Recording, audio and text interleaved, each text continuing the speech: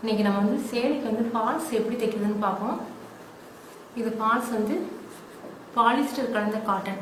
Pure cotton வாங்கினீங்கன்னா உங்களுக்கு falls சுருங்கி போயிடும். அதனால பாலிஸ்டர் கலந்த காட்டன் வாங்கிக்கோங்க. இதை வந்து ஒரு 2 மணி நேரம் நீங்கள் தண்ணிக்குள்ள நல்லா ஊற வைக்கணும். அப்போ தான் சாயம் போகிற ஃபால்ஸாக இருந்தாலும் உங்களுக்கு சேலையில் சாயம் விட்டாமல் சுருங்காமல் கொள்ளாமல் இருக்கும். 2 மணி நேரம் தண்ணியில் ஊற வச்சு நல்லா காய போட்டு அயன் பண்ணி வச்சுருக்கேன் நான். இந்த மாதிரி அயன் பண்ண பிறகு இந்த ஓரத்தை வந்து இப்படி மிஷினில் தைச்சிக்கோங்க. தைச்சிக்கிட்டு இது உள் தளவு, உள் பக்கம் தளவு தைச்சிருக்குது. இதை வந்து திருப்பி வச்சு நம்ம தைக்க போகிறோம். கீழே வந்து மிஷினில் தைச்சிக்கிட்டு மேலே கையில் தைக்க போகிறோம். மேலே கையில் தைச்சோம்னா மிஷின் தையல் தெரியும், அசிங்கமாக இருக்கும்.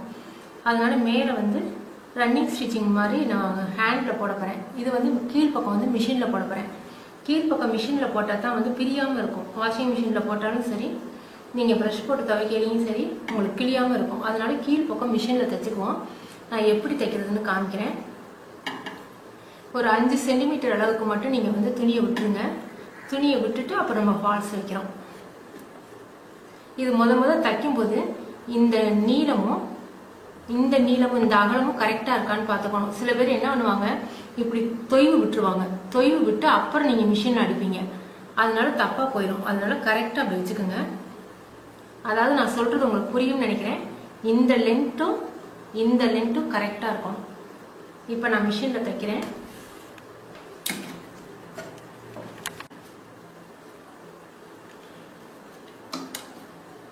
இந்த 2 ஓரமும் கரெக்டாக இருக்கணும். இந்த இடத்துல நழுவிக்கிட்டே போகாமல் இப்படி ஒரு வெயிட் வச்சுக்கோங்க. இப்படி சிசரை வெயிட் வச்சுக்கோங்க. ஒரு 4 சென்டிமீட்டருக்கு தைச்சதுக்கு அப்புறம் நீங்கள் வெயிட் எடுத்துடலாம்.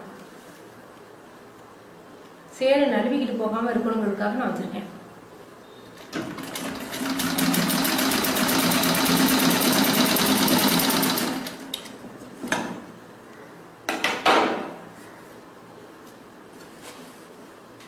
இப்போ வந்து சேலையை சில பேர் என்ன பண்ணுவாங்க, ஃபால்ஸ் தைக்கும்போது இப்படி பிடிச்சி இழுத்துக்குவாங்க.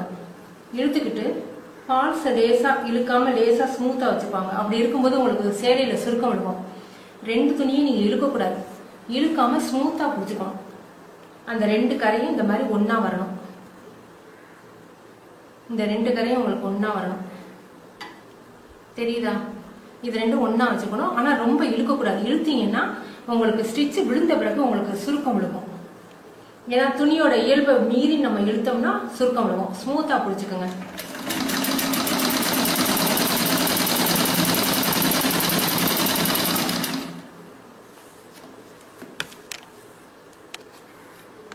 இந்த மாதிரி கரையை ஒட்டி ஒரே மாதிரி வர்ற மாதிரி வச்சுக்கோங்க. நான் ஃபுல்லாக தச்சு முடிச்சுட்டு உங்களுக்கு நான் அப்புறம் காமிக்கிறேன். இப்போ ஃபுல்லாக தச்சு முடிச்சுட்டேன். கீழ்ப்பக்கம் எப்படி இந்த பக்கம் வந்திருக்குன்னு பாருங்க. ஒரு சின்ன கோடு மட்டும்தான் தெரியும். இந்த மாதிரி கீழே ஃபுல்லாக தச்சுக்கோங்க. இப்படி தச்சுக்கிட்டிங்கன்னா ஃபால்ஸ், நல்ல ஃபால்ஸ் வாங்கி நம்ம யூஸ் பண்ணும்போது அது கடைசி வரைக்கும் உழைக்கும், நல்லாயிருக்கும், சுருங்காது. இந்த மாதிரி தைச்சிக்கிட்டு இப்போ மேல் பக்கமும் சைட்லையும் எப்படி தைக்கிறதுன்னு நான் காமிக்கிறேன். இப்போ கீழ் பக்கம் நம்ம மிஷினில் தைச்சிட்டோம். இந்த சைடும் இந்த பக்கமும் நம்ம கையில் தைக்க போகிறோம். ரன்னிங் ஸ்டிச் மாதிரி போட போகிறோம். இந்த இடத்துல தைக்கும்போது ரொம்ப கவனமாக தைக்கணும். எதுக்காக சொல்கிறேன்னா, இதை வந்து இப்படி தைச்சிட்றீங்கன்னு வச்சுக்கோங்க, கவனிக்காமல் இப்படி வச்சு தைச்சிட்றீங்க. இங்கே லென்த் பாருங்கள் எவ்வளோ இருக்குன்னு.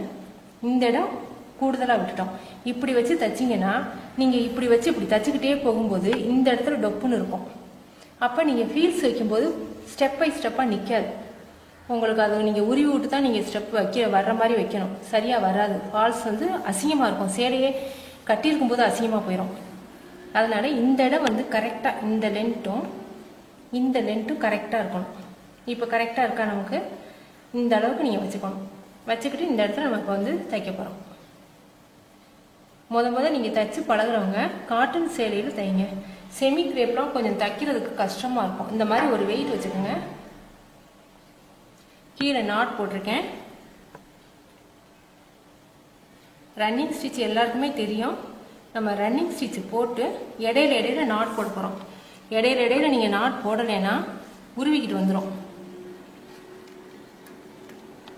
இந்த ஃபால்ஸில் வந்து நீங்கள் அதிகமாக குத்திக்கலாம் கேப் விட்டு. ஆனால் சேலையில் வந்து குத்தும்போது கொஞ்சமாக குத்தி எடுக்கணும். இல்லாட்டி பின்னாடி கோடு கோடாக தெரியும். இது எனக்கு ஜருகு இருக்கிறதுனால, கீழே ஜருகு இருக்கிறதுனால கொஞ்சம் குத்துறது கஷ்டமாக இருக்கு.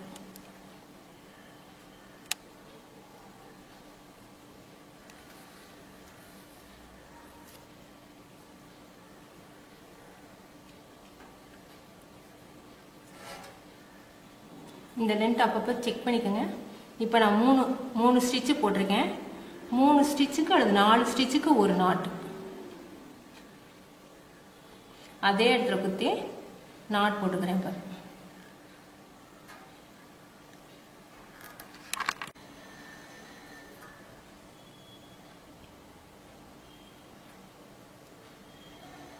ரெண்டு துணியும் சேர்த்து எடுக்கும்போது ஒரு கையால் துணியை அழுத்திக்கங்க.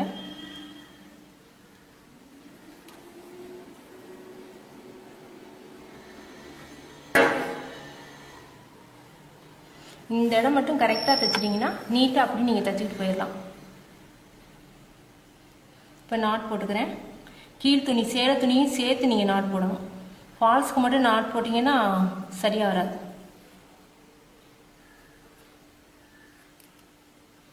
சிங்கிள் நூலே போதும். டபுள் நூல் எடுத்தீங்கன்னா உங்களுக்கு சிக்கு வந்துக்கினே இருக்கும். தேவையும் இல்லை டபுள் நூல்.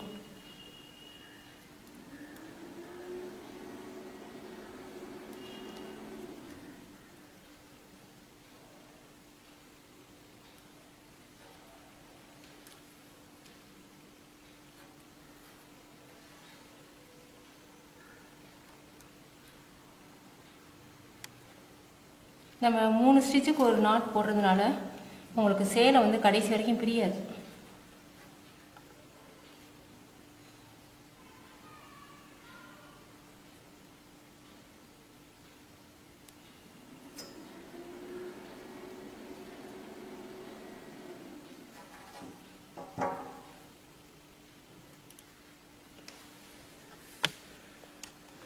இப்போ பாருங்க, உங்களுக்கு ஒரு நாட் போட்ட இடம் மட்டும்தான் தெரியும்.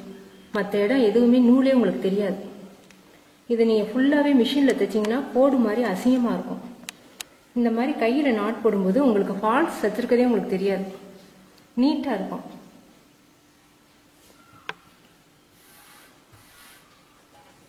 இது வந்து சேலை ஃபால்ஸ் நழுவாமல் இருக்கிறதுக்காக அங்கனைக்கு எங்கே வெயிட் வச்சுக்கோங்க. இப்போ நான் சிசர் இந்த அளவுக்கு வச்சுருக்கேன்.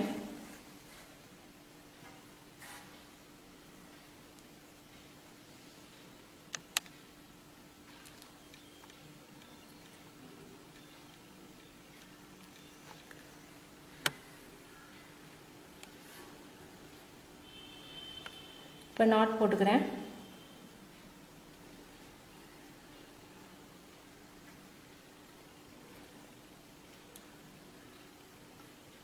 தையல் மிஷின் நூல்லே நீங்கள் தைக்கலாம்.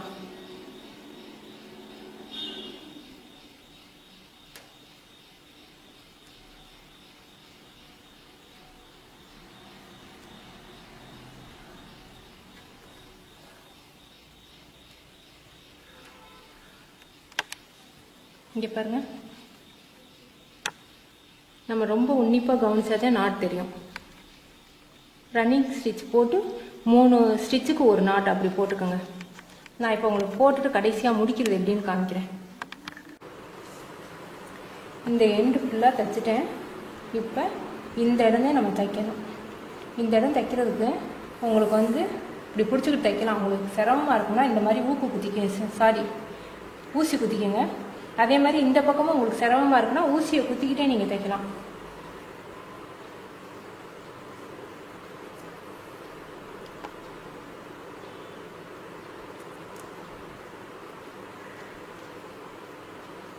ஊசியை குத்துக்கிங்கன்னா நூலும் சேலையும் ஃபால்ஸும் நழுவாமல் இருக்கும். அவ்வளோதான், ஈஸியாக இருக்கும் தைக்கிறதுக்கு. அவ்வளோதான், தைச்சு பழகிட்டிங்கன்னா ரொம்ப ஈஸி.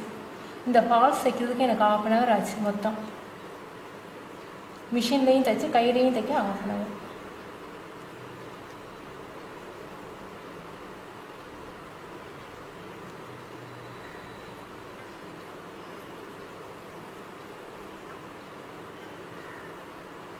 நாட் போட்டுக்கோங்க.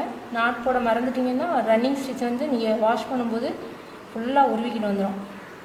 நாட் போட்டிங்கன்னா கடைசி வரைக்கும் நீங்கள் இந்த சேலையை யூஸ் பண்ணி முடிக்கிற வரைக்கும் எத்தனை வருஷம் ஆனாலும் உருவாது.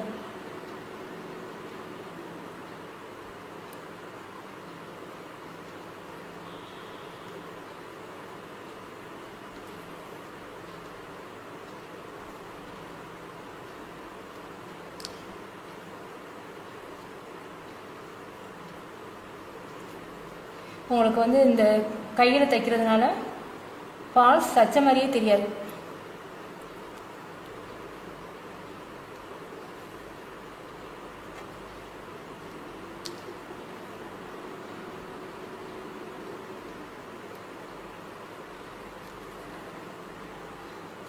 தச்சு முடிச்சிட்டோம்.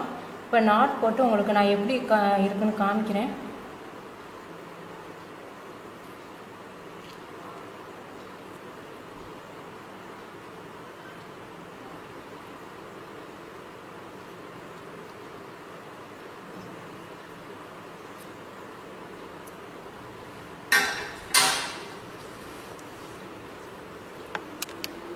உங்களுக்கு ஏதாவது டிஃப்ரென்ஸ் தெரியுதான்னு பாருங்கள்.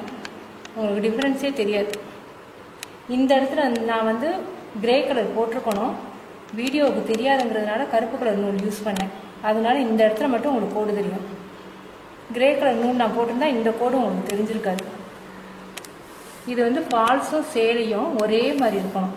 இங்கே அப்படி தூக்கிட்டு இருந்துச்சுன்னா உங்களுக்கு வந்து ஸ்டெப்ஸ் வைக்கும்போது படிவாக இருக்காது. நான் இப்போ உங்களுக்கு வந்து தச்சது நீங்கள் எப்படி கரெக்டாக இருக்குன்னு பார்க்கணும்னா நான் கொசுவும் வச்சு காமிக்கிறேன், ஃபீல்ஸ் வச்சு காமிக்கிறேன். அது கரெக்டாக படிஞ்சு போயிருக்கும். பாருங்கள், ஃபால்ஸ் கரெக்டாக தச்சிருந்தா இந்த ஃபீல்ஸ் வந்து கரெக்டாக ஸ்டெப் பை ஸ்டெப்பாக நிற்கும். நீங்கள் உரியோட தேவையே இல்லை, இப்படி படிப்படியாக நிற்கும். சரியாக தைக்கிறேன்னா ஒரு இடம் தூக்கலாகவும் ஒரு இடம் இறக்கமாகவும் அப்படி இருக்கும். நீங்கள் தச்சு பார்த்துட்டு உங்கள் கமெண்ட்ஸ் எனக்கு சொல்லுங்கள். தேங்க்யூ.